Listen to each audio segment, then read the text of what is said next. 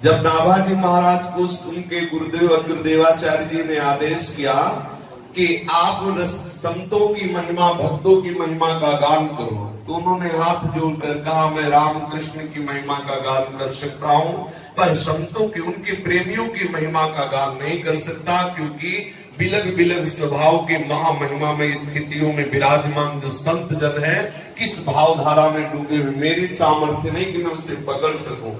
तो आचार्य चरण श्री अग्रदेवाचार्य जी ने कहा कि जिस संत का तुम स्मरण करोगे, वो संत आकर आपके हृदय में अपनी स्थिति का वर्णन कर जाएंगे, तुम्हें चिंता नहीं करना। गुरु प्रताप से उन्होंने जिस संत का स्मरण किया, वो संत आकर उनके हृदय में अपने जीवन चरित्र को बताया।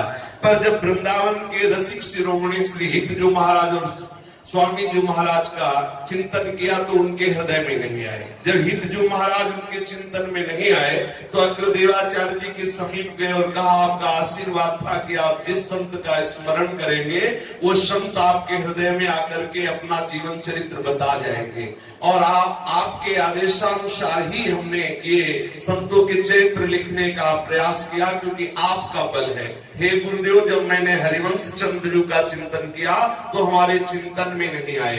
तो उन्होंने कहा, हरिवंश चंद्र जो संत नहीं है, चार संप्रदाय के जिन जिन संतों का स्मरण किया वो सब आ गए, ये चार संप्रदाय के नहीं है, ये श्री जी के निज महल से आई हुई सहचरी है। जब तक राधा किशोरी की कृपा नहीं होगी, तब तक ये तुम्हारे हृदय में आने वाले नहीं। आप भक्तमाल उठा के देखिए, उन्होंने वंदना की श्री जी की, श्री लाडली जी के चरणों का स्मरण किया और प्रार्थना की कि आप अपनी इस दासी का प्रभाव हमारे शिष्य के हृदय में प्रकट कर दीजिए। तो हरिवंश महाप्रभु के चरित्र का पूर्ण अनुभव उसी क्षण से नाभा जी के हृदय में प्रकाशित हो गया, और उन्होंने रस की बात श्री हिताचार्य जी ने जो प्रकट की वो कहा।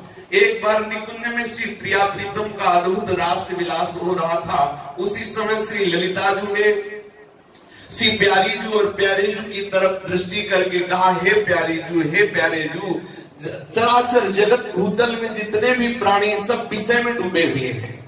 हे श्री कृष्ण चंद्र, आपने आचार्य रूप लेकर के नवधा भक्ति की चरम सीमा का उपदेश किया, प्रेम लक्षणा भक्ति की प्रतिष्ठा की, लेकिन ये जो निकुंज का विलास हो रहा है, इससे सब अनिविक है भूतल के प्राणी। हे करुणा में आप कृपा करके इस रस को प्रकट कीजिए, जिससे निकुंज के महारस को भी कोई जो जानने की इच्छुक हो वो इस रस में डूब सके।